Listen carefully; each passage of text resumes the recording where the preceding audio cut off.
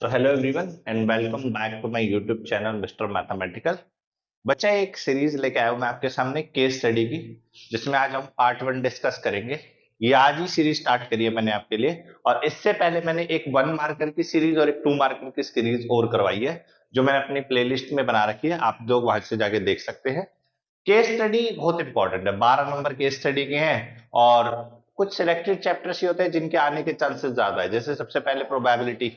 Probability के बहुत important chances होते हैं कि अगर आप प्रीवियस ईयर देखेंगे तो आपको प्रोबेबिलिटी की स्टडी मिलेगी। तो हम क्या करेंगे, एक एक चैप्टर लेंगे, उस पर अराउंड 3-4 केस स्टडी डिस्कस करेंगे, जिससे आपको एक कॉन्सेप्ट समझ आ जाएगा केस स्टडी में हम करते कैसे हैं। केस स्टडी कुछ नहीं होती, अगर आपका कंसेप्चुअल पार्ट स्ट्रांग है तो आपकी केस स्टडी डेफिनेटली आपको बेनिफिट देगी। ठीक है, अगर आपका कॉन्सेप्चुअल पार्ट वीक है तो पहले अपना कॉन्सेप्ट ठीक कर लीजिए, क्योंकि केस स्टडी में वो सारे कॉन्सेप्ट ही रिकॉल करवाए जाते हैं। चलिए केस स्टडी 1 एक बार देखते हैं, ध्यान से पढ़े। तो ये आपको देखेंगे रैंडम वेरिएबल की केस स्टडी है। आपको जो डाटा दिया हुआ है वो रैंडम वेरिएबल का डाटा दिया हुआ है, ऑक्टागोनल फेसेस करके बता रहा है। उसके बाद रैंडम वेरिएबल नीचे एक्स और पी एक्स में टेबल दी हुई है। एक बार केस स्टडी अच्छे से पढ़ लीजिए।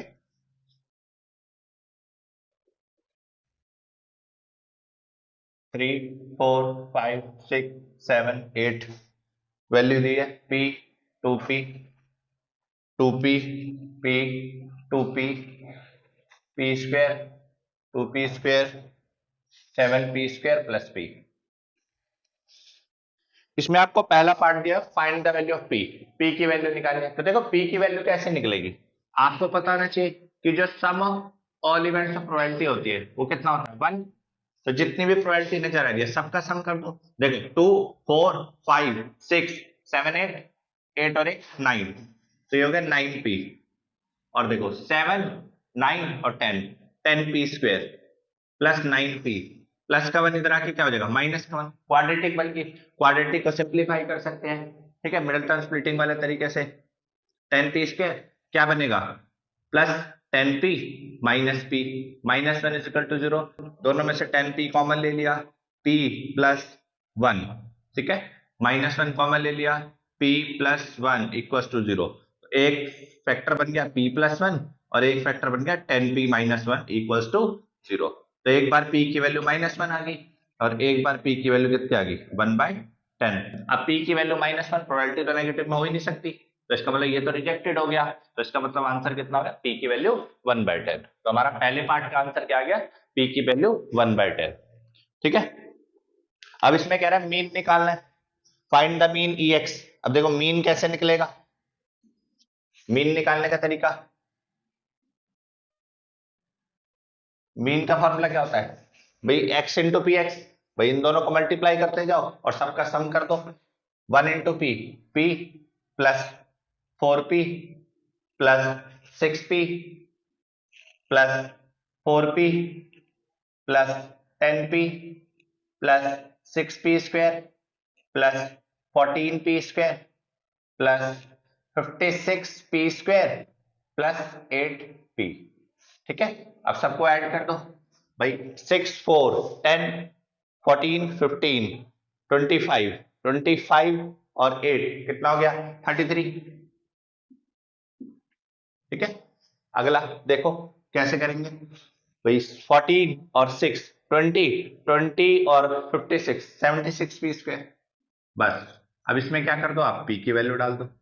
p की वैल्यू कितनी है, 1/10 प्लस 76 1/10 का होल स्क्वायर, तो जगह 3.3 प्लस 0.76, क्योंकि 10 का स्क्वायर 100 होता है तो 0.76। अब ऐड कर दो तो ये 0.30 हो गया, 6 है, 10 है, 3 और 1 4, आंसर आ गया मीन आपका 4.06। ठीक है जी, ex आ गया आपका 4.06।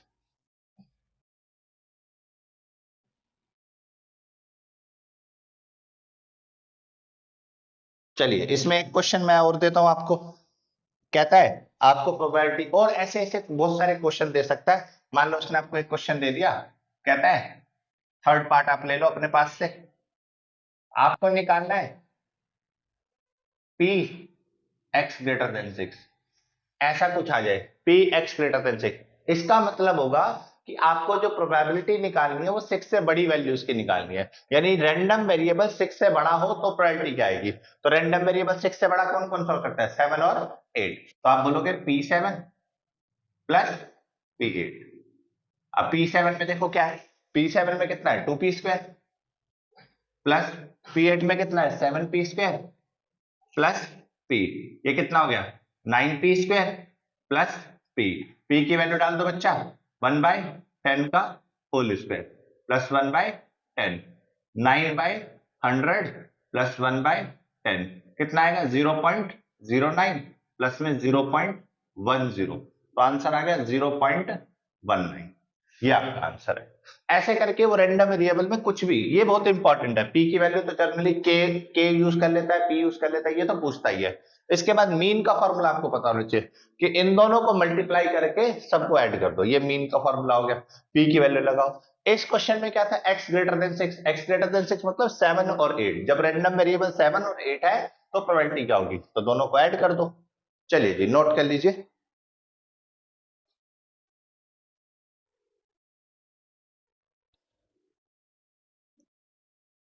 चलिए बच्चा सेकंड केस स्टडी देखते हैं प्रोबेबिलिटी के ऊपर। ये क्वेश्चन आपको दिया हुआ है, एक बार आप क्वेश्चन को ध्यान से पढ़ ले। जो इंपॉर्टेंट डिटेल है इसमें एक वेन डायग्राम है जो सबसे इंपॉर्टेंट है, जिसको आप देख पा रहे हैं अपनी स्क्रीन के ऊपर, वेन डायग्राम। चलिए देखिए एक बार वेन डायग्राम को समझते हैं कि आपको पूरा का पूरा होल एक सैंपल स्पेस दिया हुआ है, इसके अंदर आपके पास ये 3 कैटेगरी दी हुई है, type A yoga, type B yoga, type C yoga. ठीक है, ये आपका ए वाला हो गया, ये आपका बी वाला हो गया और ये आपका सी वाला हो गया। उसके बाद ये 0.32, 0.09 इसके अंदर डायग्राम के अंदर फिल कर रखी है वैल्यूज, और आपको बोला है कि सी की प्रोबेबिलिटी जो है 0.44 है। ठीक है, अब पहला पार्ट जो आप देख पा रहे हो वो क्या कह रहा है, find the probability, find x. पहला पार्ट कह रहा है फाइंड एक्स। तो देखिए एक्स निकालने के लिए एक चीज मैंने देखी कि यहां पे जो दिया हुआ है x और 0.21, ठीक है, x और 0.21, अगर मैं आपसे बोलूं कि x प्लस में 0.21 जो है वो किसके इक्वल है, 0.44 के इक्वल है, क्योंकि पूरा का पूरा c को रिप्रेजेंट कर रहा है ना ये डाटा। तो x और 0.21 को जब आप ऐड करोगे तो किसके इक्वल आ गया, 0.44 के इक्वल। तो 0.44 माइनस 0.21 कितना आ गया, 4 में से 1 गया 3, 4 में से 2 गया 2, 0.23। पहला पार्ट हो गया। सेकंड आपसे पूछता है फाइंड y। अगर आप सेकंड पार्ट देखें तो सेकंड पार्ट में फाइंड y, तो मैं एक बात बोल सकता हूं कि अगर मुझे y निकालना है तो मैं 0.32 plus 0.09 plus y plus x plus 0.21 उसको किसके इक्वल रख दूं, उसको किसके इक्वल रख सकता हूं। तो देखो उसको, इस वेन डायग्राम को अगर आप समझ पाओगे तो इन तीनों का जो सम है, इन तीनों इवेंट की जो प्रोबेबिलिटी का सम है वो किसके इक्वल होगा, 1 माइनस 0.11, यानी 1 माइनस 0.11। देखो ये जो ये वाला स्पेस होता है इसकी प्रोबेबिलिटी देखिए 0.11। अब ये बचे हुए 3 ब्लॉक, तो ये कैसे, इसकी प्रोबेबिलिटी सम क्या होगा, 1 माइनस 0.11। ठीक है, तो 1 माइनस 0.11 कितना हो गया ये आपका, 10 में से 1 गया 9, 9 में से 1 गया 8, 0.89। इसको ऐड कर लेते हैं, ये हो गया आपका x की वैल्यू लगा दो यहाँ पे 0.23, तो ये आपका 0.32 प्लस 0.09 प्लस y प्लस में 0.23 प्लस में 0.21। ठीक है, अब इसको सॉल्व करके यहां से y की वैल्यू निकालते हैं। चलिए ये कितना हो गया, अगर हम देखें तो हमारे पास ये आ गया आपका 0.41 प्लस y प्लस ये कितना आ गया आपका 4, 0.44 इक्वल टू 0.89। ऐड कर लो 4 और 1 5, 0.85, 0.89। तो आपके पास y की वैल्यू कितनी आ गई बच्चा, 0.04, क्योंकि 9 में से 5 गया 4, तो ये आपके पास y की वैल्यू आ गई, ये आपके पास x की वैल्यू आ गई। दो पार्ट हो गए हमारे, find the value of x और find the value of y। Next part कह रहा है फाइंड c बाय b। क्या थर्ड पार्ट कह रहा है आपको कि आपको फाइंड करना है probability of c by b। Probability of c by b, देखो probability of c by b कैसे फाइंड होगा, कंडीशनल प्रोबेबिलिटी का क्वेश्चन है। सी बाई बी वाला, probability of C intersection B upon में प्रोबेबिलिटी ऑफ बी। अब देखो सी intersection B, सी और बी में इंटरसेक्शन वाला पार्ट कौन सा है? एक्स वाला ही तो पार्ट है बच्चा। देखो ध्यान से देखो ना, ये दोनों में कॉमन क्या है? यही वाला पार्ट है। इसका मतलब ऊपर क्या आ गया? एक्स। अब बी की प्रोबेबिलिटी कैसे निकलेगी बेटा? बी की प्रोबेबिलिटी होगी 0.09 प्लस वाई प्लस एक्स, ये बी की प्रोबेबिलिटी होगी। एग्रीड? एक्स की वैल्यू कितनी है बच्चा? ये दी 0.23, एक्स की वैल्यू 0.09, वाई की वैल्यू कितनी है? 0.04 प्लस 0.23, ये आपकी एक्स की वैल्यू आ गई। तो इसका मतलब न्यूमरेटर में 0.23 आ गया, डिनोमिनेटर में कितना आ गया? 23, 4, 27, 27 और 9 36, तो 0.36। तो जो फाइनल आंसर आया वो 23/36, ये इसकी प्रोबेबिलिटी आ गई सी बाई बी की। ठीक है, तो आंसर आ गया आपका 23/36। चलिए इसका फोर्थ पार्ट, और वाला पार्ट देखते हैं। और वाला पार्ट क्या कह रहा है? Find the probability that random selected person of the society does yoga of type A और बी बट नॉट सी। बेटा कह रहा है ऐसे कितने पर्सन है जो ए और बी टाइप का योगा करते हैं लेकिन सी का नहीं करते। अच्छा तो कैसे करें? ये और वाला पार्ट है थर्ड। बच्चा ए और बी टाइप का योगा करते हैं लेकिन सी का नहीं करते। ए और बी टाइप का योगा करते हैं लेकिन सी का नहीं करते, तो इसका मतलब 0.32 प्लस 0.09 प्लस वाई। ए और बी टाइप का योगा करते हैं बट सी का नहीं करते, इसका मतलब एक्स और 0.21 नहीं आएगा। ठीक है, 0.32 इन सबको ऐड कर देंगे, 0.32 और ये कितना हो गया? 0.41। वाई की वैल्यू कितनी है? 0.04, 415, 0.45। This is the final answer. तो आप या तो ये पार्ट अटेम्प्ट कर सकते हैं या ये वाला पार्ट अटेम्प्ट कर सकते हैं, दोनों में से कोई सा भी पार्ट अटेम्प्ट कर सकते हैं आप। ठीक है बच्चा, आई होप आपको समझ आया केस स्टडी। ठीक है, ऐसी तरह की केस स्टडी आपके पास आती है और इससे थोड़ी सी ऊपर बेस थ्योरम में भी जाती है केस स्टडी, धीरे धीरे करके देखते हैं। चलिए नोट कर लीजिए।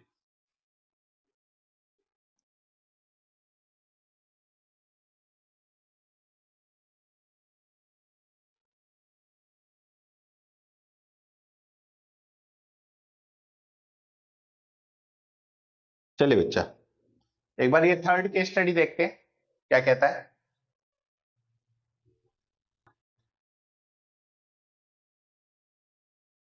Recent study suggests that roughly 12% of the world population is left-handed। उसके बाद चार आपको इवेंट दिए हैं A B C D. Depending upon the parent the chances of having left handed child, चार ऑप्शन दिए हुए हैं आपको A B C D. Assuming that A B C D जो इवेंट है इसकी प्रोबेबिलिटी 1/4 है और एल डिनोट कर रहा है child is left handed. L denote कर रहा है चाइल्ड इज लेफ्ट हैंडेड और ए बी सी डी आपका वही कि mother left handed, father right handed, father right handed, mother left handed, ऐसे तरह के केसेस हैं। ठीक है, चलिए तो देखते हैं।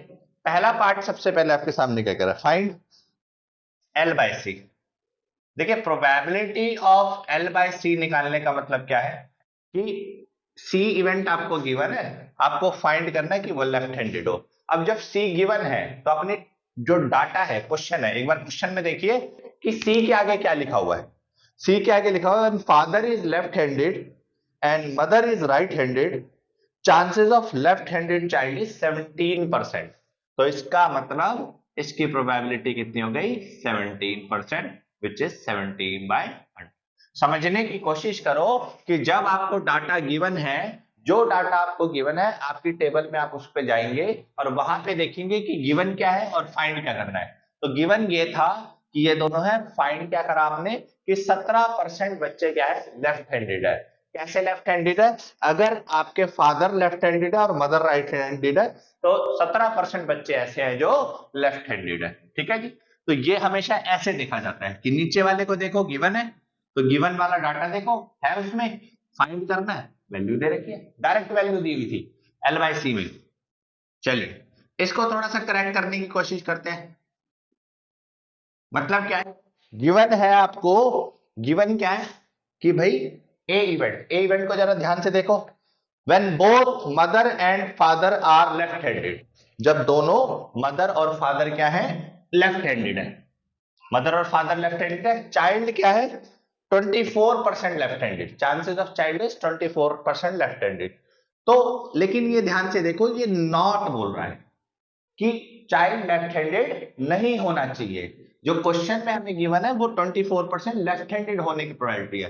तो कुछ मत करो, 1 माइनस 24/100 कर दो, 100 माइनस 24/100, फाइनल आंसर कितना आ गया 6, ठीक है, 9 में से 2 गया 7, 76/100, ये होगी आपकी प्रोबेबिलिटी। इसका आंसर आ गया 0.17, इसका आंसर आ गया 0.76। आई होप आपको ये बात समझ आई होगी कि कुछ नहीं करना था, ये देखना था ए इवेंट गिवन था, फाइंड क्या करना है उसमें देख लो लेफ्ट हैंडेड, ये ऊपर क्या लगा कॉम्प्लीमेंट, तो इसका मतलब उसको 1 में से माइनस कर दो। चलिए थर्ड पार्ट देखते हैं, थर्ड का ए, फाइंड क्या करना है, probability of A by L. अब नोट करो जरा, A by L, A by L निकालने को कह रहा है, इसका मतलब क्या है कि गिवन क्या है लेफ्ट हैंडेड पर्सन है, फाइंड क्या है ए करना है, ठीक है, गिवन क्या है लेफ्ट हैंडेड पर्सन है, फाइंड आपको क्या करना है कि वो लेफ्ट हैंडेड पर्सन कहां से होना चाहिए, ए इवेंट में से होना चाहिए। और ए इवेंट कैसा इवेंट है, ऐसा इवेंट है जिसमें both mother and father are left handed, ठीक है। तो अब ये डायरेक्ट तो वैल्यू हमें दी नहीं, जो हमें वैल्यू दी हुई है वो ये वैल्यू दी हुई है कि गिवन ए है और फाइंड क्या है लेफ्ट हैंडेड। अगर ये L बाय ए होता तो जो आपको अभी ये ए वाला डाटा दिख रहा है ये 24%, तब आप यहां पे लगाते, लेकिन ये ए बाय एल है, बस यही समझने की देरी है। अगर आपको ये समझ आ गया तो आप आंसर बिल्कुल सही लिख के आएंगे, क्योंकि उसमें ये नहीं गिवन, जो आपका डाटा है उसमें आपको L बाय ए गिवन है, L बाय ए की वैल्यू कितनी आती 0.24 विच इज 24%, ठीक है जी। तो चलिए इसको कैसे करेंगे, ए बाय एल को सोचो जरा एक बार कैसे करेंगे, क्या तरीका लगाएंगे, तो आप इसमें क्या लगाएंगे बेस थ्योरम लगाएंगे, ठीक है। बेस थ्योरम कैसे लगती है, probability of A into probability of A into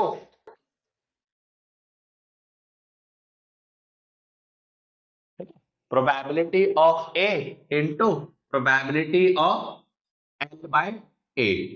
L by A का मतलब कि बोथ लेफ्ट हैंडेड और चाइल्ड भी लेफ्ट हैंडेड, अपॉन में 3 केस है या 4 है, तो probability of A into probability of L by A plus probability of B into probability of L by B plus probability of C into probability of L by C plus probability of D into probability of L by D. बस आपको यही पता लगाने की देरी है कि इसमें आप बेस थ्योरम लगाने वाले हैं या डायरेक्ट फॉर्मूला हमें डायरेक्ट गिवन है डाटा, एल बाय सी और L by A, L by B, L by D, इसका डाटा गिवन है। गिवन कैसे है कि भाई नीचे गिवन है सी आपको गिवन है और लेफ्ट हैंडेड आपको वहां बताया हुआ है, लेकिन A by L, B by L, C by L और डी बाय एल उसमें आपको बेस थ्योरम लगानी पड़ेगी। बस बच्चों को यही थोड़ा सा समझने में दिक्कत आती है कि कब हमें बेस थ्योरम लगानी है, कब हमें डाटा गिवन है। तो अगर आपके सामने ये पहली बार क्वेश्चन आएगा तो माइट भी आप कंफ्यूज होंगे हल्का बहुत कि कैसे करें इस क्वेश्चन को, ठीक है। और आई होप अब आपका क्लियर हो रहा होगा कि इसमें ए बाय एल होगा या बी बाय एल होगा, सी बाय एल होगा, डी बाय एल होगा, हमेशा बेस थ्योरम लगेगी। चलिए जी अब वैल्यू पुट कर देते हैं, डाटा देखिए क्या क्या आपके पास। अगर हम देखें ए कितना है, ए की प्रोबेबिलिटी कितनी है 1/4, बी की प्रोबेबिलिटी 1/4, सी की प्रोबेबिलिटी 1/4 और एल बाय ए कितना है 24%, एल बाय ए कितना है 24%, तो 1/4 इंटू 24/100 प्लस बी कितना है, अब देखो बी 1/4 है और एल बाय बी कितना है 22%, एल बाय बी कितना है 22%, डाटा आप देख सकते हैं 1/4 इंटू कितना हो गया 17%, एल बाय सी 1/4 इंटू कितना हो गया 9%। बस अब आप इस पूरे डाटा को सॉल्व कर लेना, जो इसकी प्रोबेबिलिटी आएगी वो 1/3 आएगी, ठीक है। तो सॉल्व तो आप खुद भी कर सकते हैं, एज सच कोई प्रॉब्लम नहीं आएगी। कॉमन ले लेना, 1/4 1/4 1/4 1/4 कट गया, 100 100 100 100 कट गया, ऊपर 24 आएगा, नीचे 72 आएगा। ठीक है, तो आई होप आपको ये बात समझ आई होगी कि इसमें A/L में बेस थ्योरम क्यों लगी है। चलिए इसका एक और पार्ट देखते हैं। कह रहा है find the probability that randomly selected child, ठीक है एक बार देखो जरा, find the probability that randomly selected child is left handed. Randomly select किया जिस चाइल्ड को आपने, वो लेफ्ट हैंडेड है। ये थर्ड का बी पार्ट है। अब दोनों में से कोई सा भी कर सकते हो, और वाला है, ये करो या ये करो, एक ही बात है। ठीक है, find the probability that randomly selected child is left-handed given that exactly one of the parent is left-handed। अब देखो फाइंड क्या करना है, लेफ्ट-हैंडेड, फाइंड हमेशा ऊपर आता है, और गिवन क्या है कि पेरेंट, एक पेरेंट लेफ्ट-हैंडेड है। अगर आप अपना डाटा ध्यान से देखेंगे तो एक पेरेंट लेफ्ट-हैंडेड किस किस केस में है, एक बी केस में है जिसमें मदर लेफ्ट-हैंडेड है, और एक सी केस में है जिसमें फादर लेफ्ट-हैंडेड है, यानी कि या तो बी या फिर सी।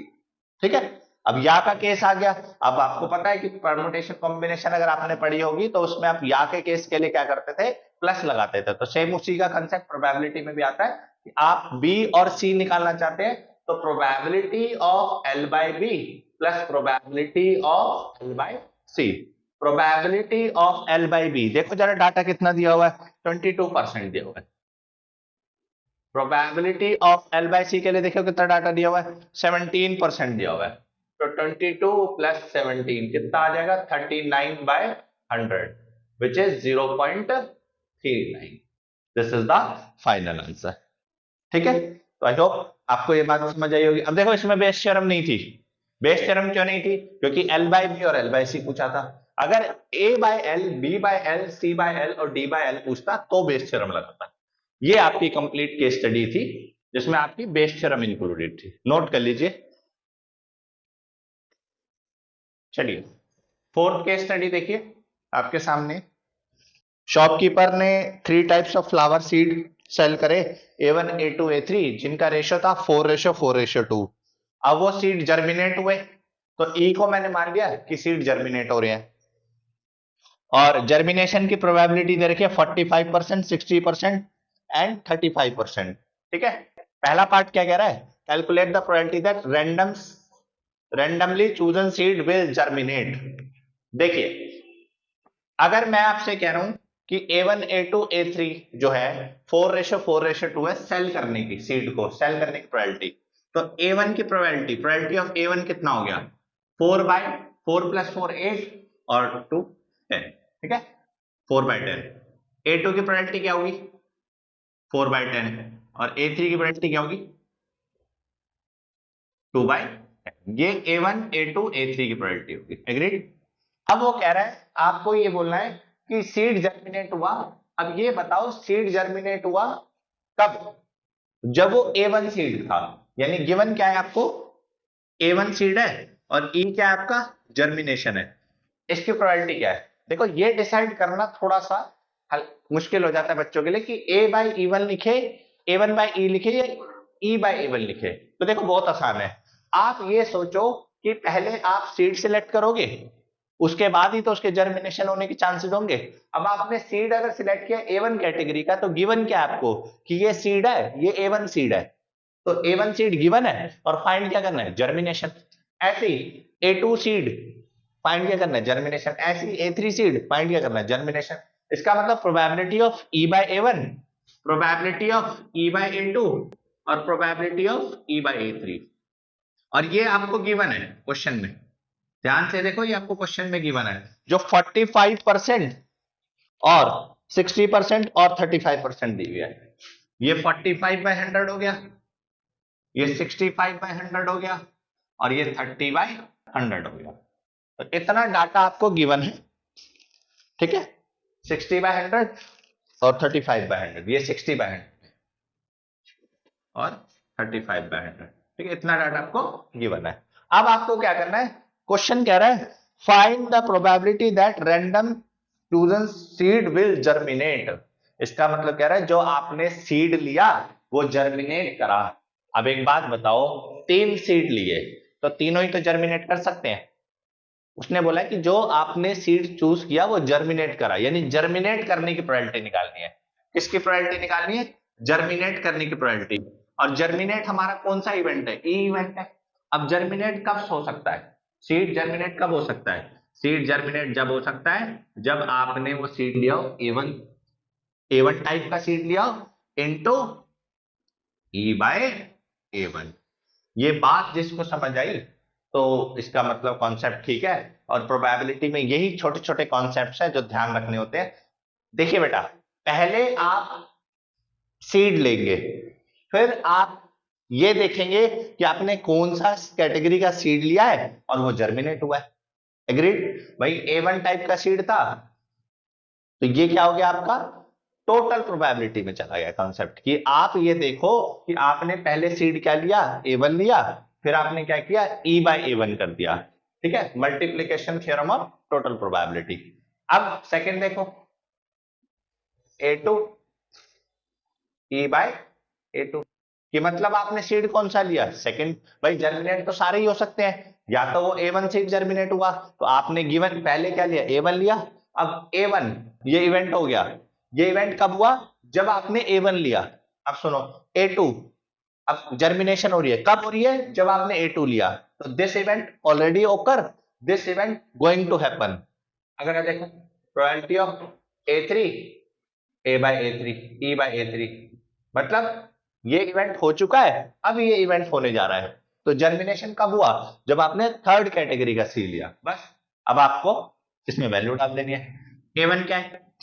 4/10 into E bye A1 45/100 plus 4/10 into 60/100 plus 2/10 into 35/100। तो कितना आ गया? 1000 आ गया। तो कितना हो गया? 5 4 20, 4 4 16, 18, 6 4 240, ठीक है, 35 70, ठीक है। अब क्या करें? ऐड कर दें। कितना हो गया ये सर? 310, 390, 490, 490 बाय 1000, 0 से 0 कट गया, 0.49। This is your final. तो सीड जर्मिनेट होने का मतलब वो ए1 कैटेगरी का सीड भी हो सकता है, ए2 कैटेगरी का भी सीड हो सकता है, या फिर ए3 कैटेगरी का सीड हो सकता है। तो आप तीनों इवेंट को निकालेंगे। ठीक है, चलिए एक बार ये देख लीजिए, उसके बाद अगला पार्ट डिस्कस करते हैं इसी का।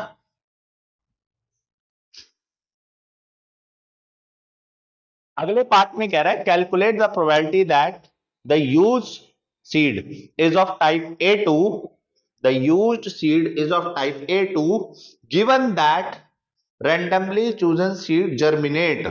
ओके, तो क्या करना है आपको? यूज सीड, जो आपने सीड यूज किया वो A2 टाइप का होगा। क्वेश्चन को पढ़ के आप पता लगाएंगे कि ये कंडीशनल प्रोबेबिलिटी है, मल्टीप्लिकेशन थ्योरम है, टोटल प्रोबेबिलिटी या बेस थ्योरम है। ये क्वेश्चन को पढ़ के पता चलेगा। पिछले वाले क्वेश्चन को पढ़ के ये पता चला था कि वो टोटल प्रोबेबिलिटी क्वेश्चन है। इस वाले क्वेश्चन को ये पढ़ के पता चला है कि ये बेस थ्योरम का क्वेश्चन है, क्योंकि बेस थ्योरम में ही ये बात लैंग्वेज आती है कि आपको क्या निकालना है कि आपने जो सीड लिया वो A2 कैटेगरी का लिया, ठीक है, और वो जर्मिनेट हो गया। तो गिवन क्या है? जर्मिनेट। फाइंड करना है A2 कैटेगरी का। बस गिवन है जर्मिनेट, फाइंड करना है A2 कैटेगरी का। दोबारा क्वेश्चन पढ़ो, calculate the probability that seed is of type A2 given that seed is germinate. Find क्या करना है? A2 कैटेगरी का। तो ऐसी कंडीशन कब अराइज होती है? जब हम बेस थ्योरम करते हैं। तो इसमें हम क्या फॉर्मूला लगाएंगे? Probability of A2 into E by A2 upon में probability of A1 E by A1, probability of A2 E by A2 और probability of A3 E bye A3। कोई कंफ्यूजन नहीं है किसी भी तरह की। अगर आपका कॉन्सेप्ट स्ट्रांग है, आपको पता है कि हाँ ये ई होता है, ये A1 होता है, ये ई बाय A1 होता है, कब ई बाय A1 लगाना है, कब A1 बाय E लगाना है, तो नीचे वाला गिवन, ऊपर वाला फाइंड। चलिए अब ध्यान से देखो, तो ये जितनी भी पूरी वैल्यूज है A1 E bye A1 A2 E ये निकाल चुके हैं। तो इसकी वैल्यू तो 0.49 आ गई। अब न्यूमरेटर को देखते हैं। A2 देखो 4/10 इंटू ई बाई इंटू देखो 60/100, तो 60/100, ये 0 से 0 कट गया, अभी हो गया 24/100 और 49/100, 100 से 100 कैंसिल हो गया, आंसर आ गया 24/49। तो डेसिमल में आप कन्वर्ट कर लेना, this is your final answer. I hope आपको ये बात समझ आई होगी, नोट कर लीजिए।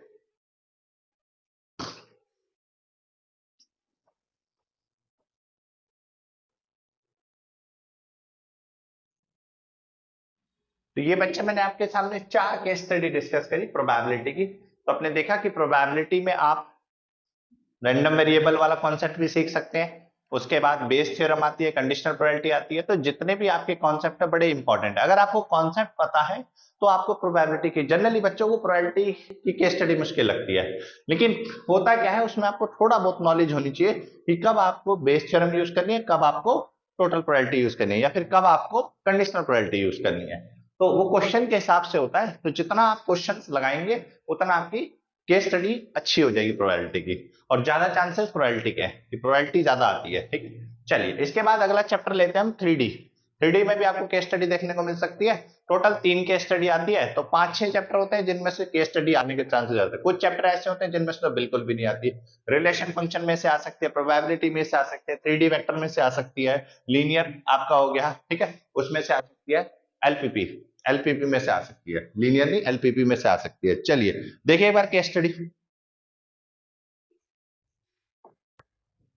चलिए, 2 मोटरसाइकिल्स ए और B running at a speed more than the allowed speed on the road, ये केस स्टडी दी हुई है जिसमें आपको 2 लाइन दी हुई है।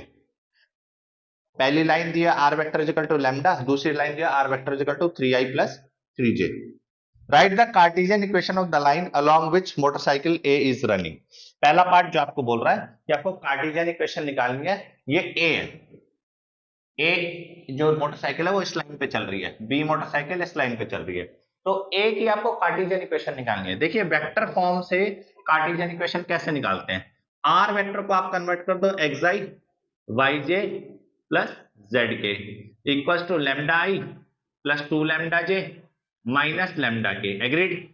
अब एक्स वाले को लैम्डा के इक्वल रख दो, वाई वाले को 2 लैम्डा के इक्वल रख दो, और जेड वाले को माइनस लैम्डा के इक्वल रख दो, एग्रीड। तो ये हो जाएगा एक्स अपॉन में 1 लैम्डा, वाई अपॉन में 2 लैम्डा, जेड अपॉन में -1 लैम्डा। क्या किया मैंने, लैम्डा लैम्डा लैम्डा बना लिया, मतलब जितने भी कोफिशिएंट थे लैम्डा के उसको डिवाइड कर दिया दोनों तरफ, एलएचएस में भी और आरएचएस में भी, ठीक है। अब आपके पास इक्वेशन जो आई x अपॉन में 1 y अपॉन में 2 z अपॉन में -1, this is the required Cartesian equation. ये होती है बच्चा आपकी कार्टेशियन फॉर्म किसी भी लाइन की, ठीक है, जिसमें ये आपके नीचे वाले जो पॉइंट होते हैं वो पैरेलल वेक्टर को रिप्रेजेंट करते हैं, ठीक है। एबीसी कितने आ गए 1, 2, -1। चलिए अब इसका जो सेकेंड पार्ट अगर हम देखें तो सेकेंड पार्ट में कह रहा है find the direction cosine of the line along which motorcycle B is running। तो आपको DC निकालना है, डायरेक्शन कोसाइन निकालने हैं B लाइन के along। तो देखिए कैसे निकालेंगे, देखिए डायरेक्शन कोसाइन अगर आपको निकालने हैं DC, तो सेकेंड पार्ट में तो उसका फॉर्मूला होता है L, M, N, और इसको आप ऐसे भी कह सकते हैं A अपॉन में under root of A square plus B square plus C square, B upon में under root of A square plus B square plus C square, फिर सी अपॉन में under root of A square plus B square plus C square. तो ये आपके direction cosine की value दे देगा। चलिए इस फॉर्मूले का यूज करते हैं और अपने डायरेक्शन कोसाइन निकालते हैं। भाई एल एम एन, ए कितना है ये रहा 2 अपॉन में अंडर रूट ऑफ 2 का स्क्वायर 4, 1 का स्क्वायर 1, 1 का स्क्वायर 1, 1 अपॉन में under root of 4 plus 1 plus 1, 1 upon में under root of 4 plus 1 plus 1। कितना आंसर आया 2 अपॉन में 6, 1 अपॉन में 6, 1 अपॉन में 6। तो these are the direction cosine of line B, note कर लीजिए। चलिए इसका थर्ड पार्ट देखिए, find the shortest distance between the given 2 lines. इन 2 लाइंस के बीच में आपको क्या निकालना है, शॉर्टेस्ट डिस्टेंस निकालना है। तो देखिए कैसे निकलेगा इन 2 लाइंस के बीच में शॉर्टेस्ट डिस्टेंस, तीसरा पार्ट, शॉर्टेज डिस्टेंस निकालने का फॉर्मूला क्या होता है? B1 cross B2 dot A2 minus A1 upon में magnitude of B1 cross B2। बच्चा आपने इससे पहले वाली वीडियोस में मैं shortest distance, perpendicular, foot of the perpendicular, इन क्वेश्चंस के लिए सेपरेट मैं आपके पास वीडियो बना चुका हूं, तो आप जाके चैनल पे मेरे देख सकते हैं। ठीक है, यहाँ पे देखिए ये फॉर्मूला है। अब जो जो आपको डाटा गिवन है उसके हिसाब से आप अपना वैल्यूज पुटिंग करना शुरू करेंगे। तो A1 पॉइंट लाइन 1 को रिप्रेजेंट करेगा। अगर मैं देखूं A1 वेक्टर क्या है, तो बोलो 0 i cap, 0 j cap, 0 k cap, क्योंकि है ही नहीं भाई, पॉइंट तो है ही नहीं ना इस लाइन के। चलिए A2 क्या है, नीचे वाली लाइन के पॉइंट होंगे 3i cap plus 3j cap plus 0 k cap, क्योंकि इसमें k कैप नहीं है। बस A2 माइनस A1 निकालना है। A2 माइनस A1 कैसे निकलेगा? 3i cap plus 3j cap plus 0 k cap. Agreed? अब बात करते हैं B1 क्रॉस B2 की। तो B1 क्रॉस B2 कैसे निकलेगा भाई? B1 क्रॉस B2 कैसे निकलेगा?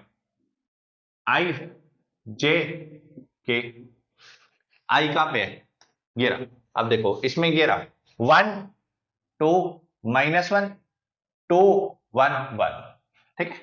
i cap 2 plus 1 minus j 1 plus 2 plus के 1 माइनस 4, तो आपका हो गया 3i cap minus 3j cap minus 3k cap. 1 minus 4 हो गया माइनस 3k कैप। तो आपका B1 क्रॉस B2 वेक्टर आ गया। चलिए अब इसका मैग्नीट्यूड निकालना हो तो मैग्नीट्यूड कैसे निकालेंगे B1 क्रॉस B2 का? सारे चीज निकाल लेते हैं, उसके बाद डायरेक्ट वैल्यू पुट करेंगे। 3 का स्क्वायर 9, 3 का स्क्वायर 9, 3 का स्क्वायर 9, ठीक है। 18 27 कितना आ गया? 3√3, ये इसका मैग्नीट्यूड आ गया। बस अब ये सारी वैल्यू इसके अंदर पुट कर दो शॉर्टेड डिस्टेंस निकालने के लिए। भाई शॉर्टेड डिस्टेंस निकालने के लिए आपको B1 क्रॉस B2 कितना है? 3i minus 3j minus 3k dot A2 minus A1 कितना है? 3i plus 3j plus 0k upon में B1 क्रॉस B2 कितना है? 3√3, ठीक है। अब 3 3 9 माइनस 9 0 अपॉन में 3√3, कितना डिस्टेंस आ गया बच्चा आपका? 0, ठीक है। शॉर्टेड डिस्टेंस कितना आ गया इसके बीच का? 0। तो this is the final answer. चलिए नोट कर लीजिए। इसके बाद अगला पार्ट डिस्कस करते हैं इसका और वाला।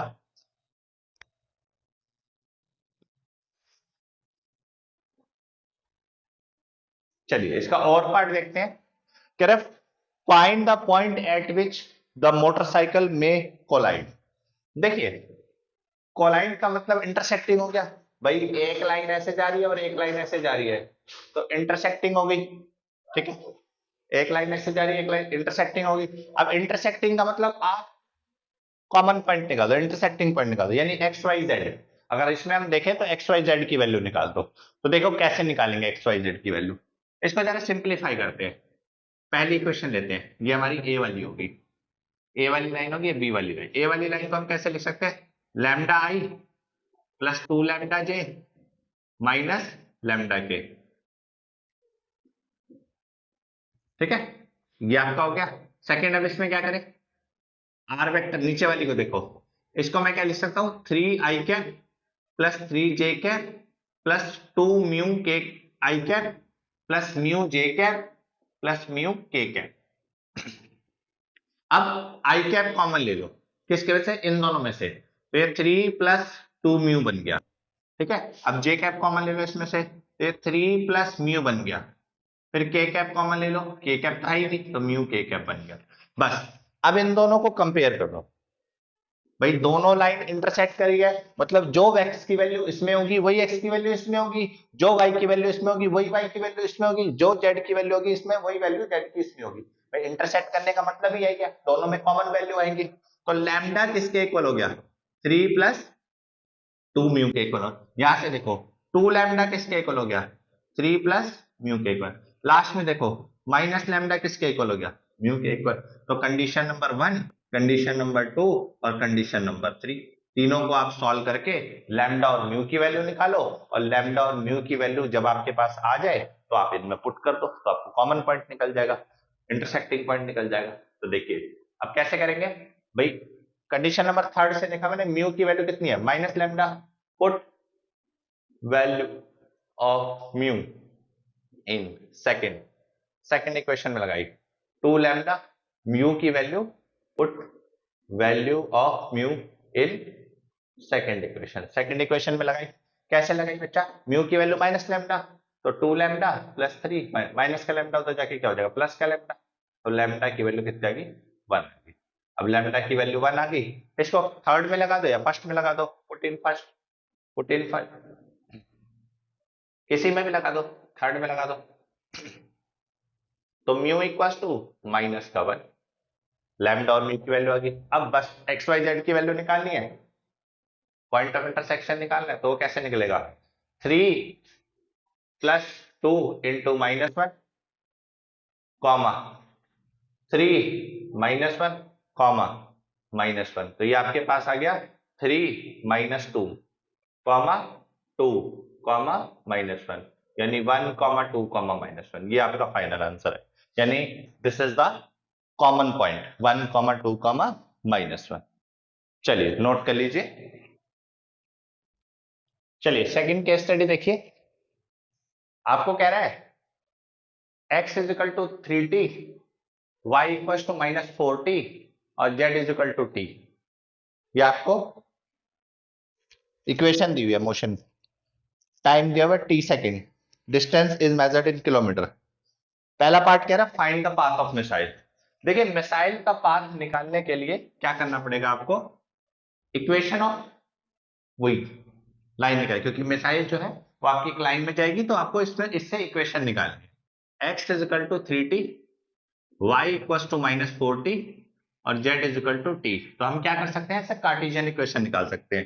क्या करो भाई, दोनों तरफ 3 से डिवाइड कर दो ताकि t का कोफिशिएंट 1 बन जाए, यहाँ तो पहले से ही 1 है, तो इसका मतलब x by 3 equal to t comma y by minus 4, y by minus 4 equal to t comma z by 1 equal to t।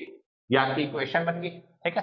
तो देयरफॉर इसको आप कैसे लिख सकते हैं, x अपॉन में 3 इक्वल टू y अपॉन में minus 4 equal to z upon में 1। This is the equation of line जिसके ऊपर आपका मिसाइल चलेगी। Second, find the distance of missile from the point 0 0 0 in 5 second. तो टाइम दिया हुआ 5 सेकेंड, सेकेंड पार्ट देखो बच्चा, टाइम दिया हुआ है आपको 5 सेकेंड और ओरिजिन से डिस्टेंस निकालना है। तो ओरिजिन से डिस्टेंस निकालने के लिए आप सबसे पहले एक और देखिए, डिस्टेंस के लिए 2 पॉइंट चाहिए, एक पॉइंट उसने ओरिजिन दे दिया, एक पॉइंट ये दे दिया, इससे निकाल। x is equal to 3 into 5, y equal to minus 4 into 5 और z इज इक्वल टू 5। तो ये वैल्यू आ गई 15, ये वैल्यू आ गई आपके पास माइनस 20 और ये वैल्यू आ गई आपके पास 5। तो देयरफॉर इसको p पॉइंट बोल दो, 15 कॉमा माइनस 20 कॉमा 5, और दूसरा पॉइंट कौन सा हो गया, ओरिजिन 0 0 0। बस अब आपको OP के बीच में डिस्टेंस निकालना है, वो कैसे निकलेगा, डिस्टेंस फॉर्मूला से। 15 माइनस 0 का स्क्वायर 15 स्क्वायर, माइनस 20 0 का square minus 20 square, 5 minus 0 square 5 square, 15 15 225, 20 कितना हो गया 400, ठीक है, प्लस 25 250 650 कितना आ गया, रूट में 650, ठीक है, 26 5 26, ठीक है, हाँ 650 किलोमीटर, ठीक है, रूट 650 किलोमीटर। चलिए एक बार नोट कर लीजिए। इसका थर्ड पार्ट देखिए, आपको कह रहा है if the position of the missile at a certain instant of time is 5 minus 8 10, find the height of the missile from the ground। Ground को कंसीडर करना है एक्स वाई प्लेन। तो देखो अगर ये मान लो ग्राउंड है, अगर ग्राउंड आपका एक्स वाई प्लेन है तो इसके कोऑर्डिनेट क्या होंगे, इसके कोऑर्डिनेट यही होंगे कि इस पे एक्स की वैल्यू होगी, वाई की वैल्यू होगी, लेकिन जेड की वैल्यू नहीं होगी। बेटा जेड प्लेन है ही नहीं, तो जेड की वैल्यू क्यों होगी, इस पूरे प्लेन के ऊपर एक्स और वाई की तो वैल्यू होगी। अगर मैं इसको एक्स वाई प्लेन मानता हूं, तो जब मैं इसको एक्स वाई प्लेन मानता हूं तो दैट इज मैं कहना चाह रहा हूं कि x की वैल्यू होगी, y की वैल्यू होगी और z की वैल्यू 0 होगी। एग्रीड?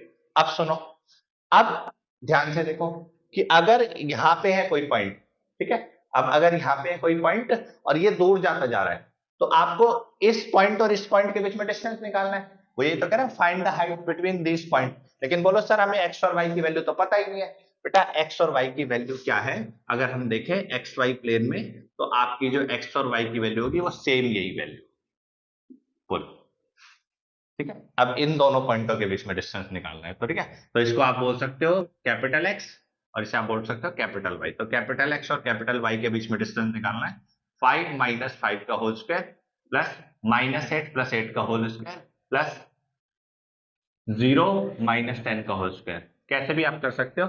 ये कितना हो जाएगा 100 का रूट कितना आ गया 10, तो 10 क्यूब, ठीक है। तो अगर मैं आपसे बोलूं कि ये जो पॉइंट है ये एक्स वाई प्लेन से कितने डिस्टेंस पे, तो ऑब्वियस सी बात है एक्स वाई प्लेन से ये 10 किलोमीटर के डिस्टेंस पे। ये एक्स वाई प्लेन था आपका, कौन सा प्लेन था, एक्स वाई प्लेन था, और अब ये यहाँ पे है मान लो, तो ये कितनी दूरी पर है भाई, आप जेड का डिस्टेंस निकालो ना। देखो ये एक्स प्लेन हो गया, ये वाई प्लेन हो गया, ये पॉइंट यहाँ पे था पहले, अब ये पॉइंट आगे आता जा रहा है। क्या इसकी एक्स और वाई की वैल्यू चेंज होगी? नहीं, इसकी जेड की वैल्यू चेंज होगी। इसके z की वैल्यू क्या होगी, क्योंकि देखो ये पॉइंट पहले भी यहाँ था, अब यहाँ है, अब भी सेम डिस्टेंस पे है x से भी और y से भी, अब भी सेम डिस्टेंस पे x से भी और y से भी, लेकिन किसका डिस्टेंस बढ़ता जा रहा है, z का डिस्टेंस बढ़ता जा रहा है। तो बस आपको यही ध्यान रखना है कि x y प्लेन में आपकी x और y की वैल्यू सेम होगी और z की वैल्यू 0 होगी। चलिए 10 किलोमीटर आ गया। अब इसका और पार्ट देखते हैं। Find the value of k for which the given lines are perpendicular. ठीक है, नोट कर लेते हैं एक बार, देखते हैं क्या है। थर्ड जो है इसका फाइंड द वैल्यू ऑफ के, इक्वेशन क्या है आपकी, x minus 1/2 y minus 1/3 z minus 1/k। अगली इक्वेशन क्या है, x minus 2/-2 y minus 3/-1 z minus 5/7। चलिए अगर ये परपेंडिकुलर है तो इसका मतलब ये जो कार्टेशियन इक्वेशन के नीचे जो dr दिया है, इनका डॉट प्रोडक्ट किसके इक्वल होगा, 0 के इक्वल। भाई परपेंडिकुलर का मतलब ही यही होता है, 2 × -2 3 × -1 k × 7 equals to 0, -4 -3 + 7k equals to 0, -7 + 7k equals to 0, 7k equals to 7, k की वैल्यू कितनी आ गई बच्चा, 1 आ गई। आई होप आपको ये बात समझ आ गई कि k की वैल्यू आपकी 1 आ गई। दोनों में से आप कोई सा भी पार्ट अटेम्प्ट कर सकते हैं पेपर के अंदर, नोट कर लीजिए। चलिए आज के लिए इतना ही, मिलते हैं फिर अगले किसी पार्ट में, और इसमें फिर फर्दर हम केस स्टडी के ऊपर डिस्कशन करेंगे। आज मैंने प्रोबेबिलिटी की 4 और 3D की 2 केस स्टडी डिस्कस करी, तो इससे आपको एटलीस्ट आइडिया हो जाएगा प्रोबेबिलिटी और 3D में कैसे क्वेश्चंस आ सकते हैं केस स्टडी के ऊपर। वीडियोस को देखते रहिए, अपनी प्रैक्टिस जरूर करिए बेटा, जितना आप पेन चलाएंगे उतना आपके अंदर कॉन्फिडेंस लेवल बूस्ट होगा। कंसेप्ट में अगर कहीं पे दिक्कत आ रही है तो मेरी प्लेलिस्ट में जाइए, वहां पे आप क्वेश्चंस लगाइए, अच्छे अच्छे क्वेश्चंस आपको देखने को मिलेंगे।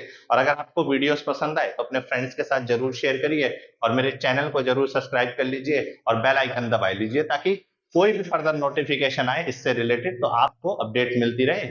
और best of luck in advance, अपने एग्जाम्स की तैयारी करते रहिए। चलिए बच्चा, signing off, take care, bye bye.